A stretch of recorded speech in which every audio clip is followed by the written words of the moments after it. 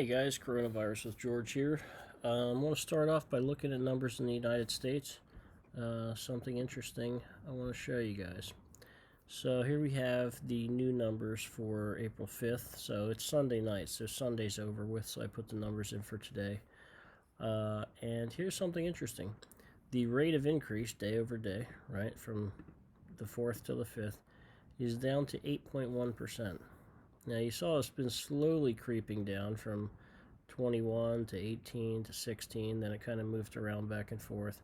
But this is a pretty big drop in new infections, percentage-wise, right? The numbers look like they're still big because it's a percentage of 311,000. But this is a big drop. And so, this kind of shows that maybe the social distancing is working. Maybe it's the masks now that's helping. I don't know.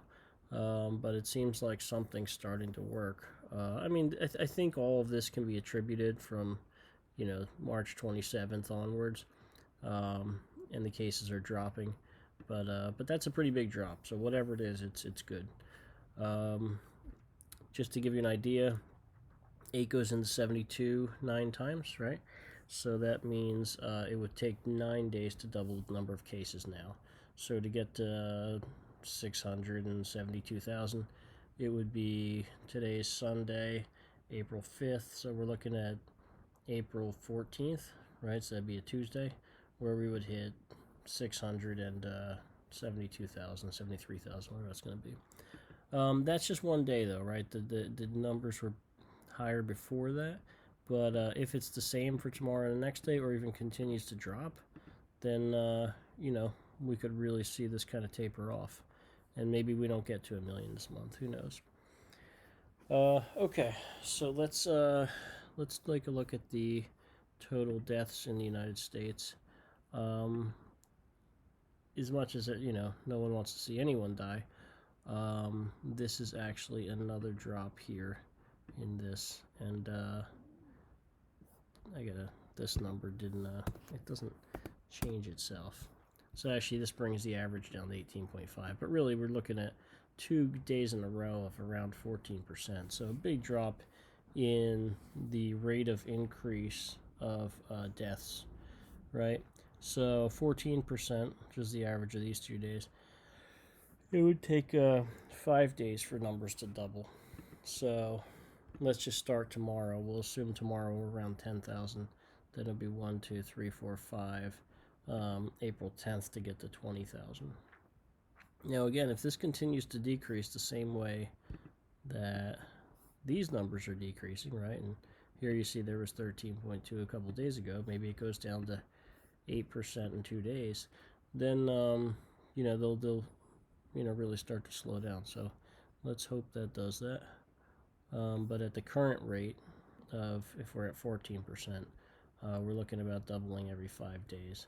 So that gets us to 20,000 there, and 40,000 there, and then 80,000 by April 20th, which is at least a slowdown from where we were before. The average earlier was around 22% before these last 2 days came in.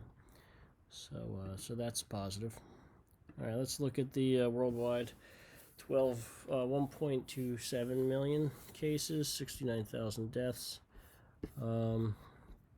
The worldwide, let's see, 71,000 new cases today and 4,700 new deaths. I think this is actually lower than yesterday, and probably our country might play a part in that, because this is actually lower than yesterday, or the day before yesterday, right? Because I'm looking at yesterday right now. And Italy's death numbers have come down, so Italy, and so have actually Spain too. I think all 3 of these new deaths for this day are less than the day before. I have America's from the day before, right? So that was about 1,000. And okay, so the actual number is still higher, but the percentage is lower. But some of these have come down. Italy's definitely lower. So I think we had 5,800 new deaths yesterday. I'm not 100% sure about that, but I think that was the number. So this is actually an improvement. Let's go to today now.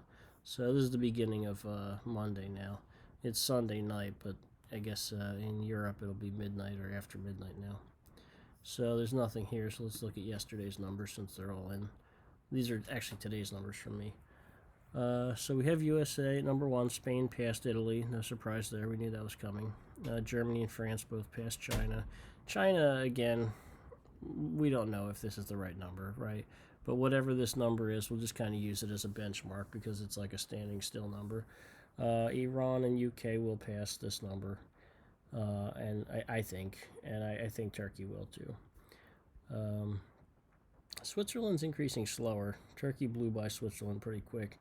I don't know if they're testing more, or maybe because it's a smaller country, it's harder to get everybody to stay inside. But it seems like Belgium and Netherlands will pass Switzerland also. Let's see how they're doing with testing. Yeah, it's Switzerland, a lot more testing, right? And they have a smaller population, so percentage-wise, it's even bigger. Tests per million, 18,000.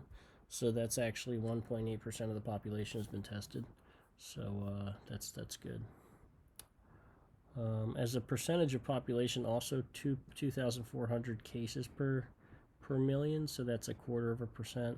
So still not at 1%. I don't know if anybody's at 1%. Let's take a look.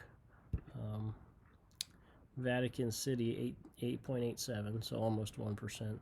San Marino 0.78%, and Andorra 0.6%. So some of these countries are close to 1% of their population having confirmed cases.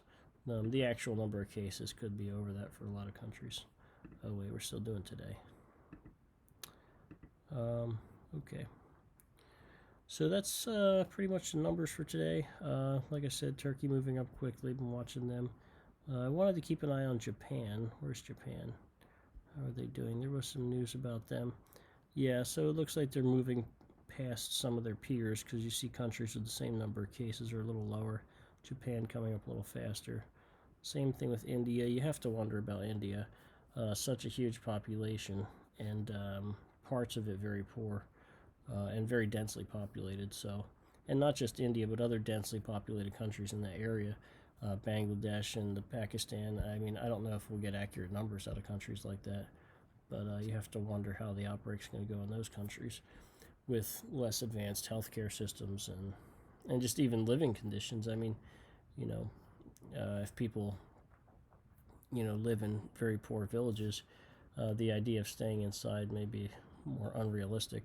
Of course, they may also not interact with people from other villages, so maybe the very rural parts of those countries won't get infected. Who knows? Okay, so I guess those are the numbers for today.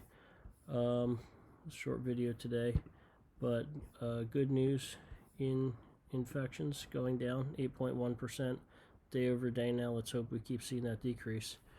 So stay home, stay safe, take care.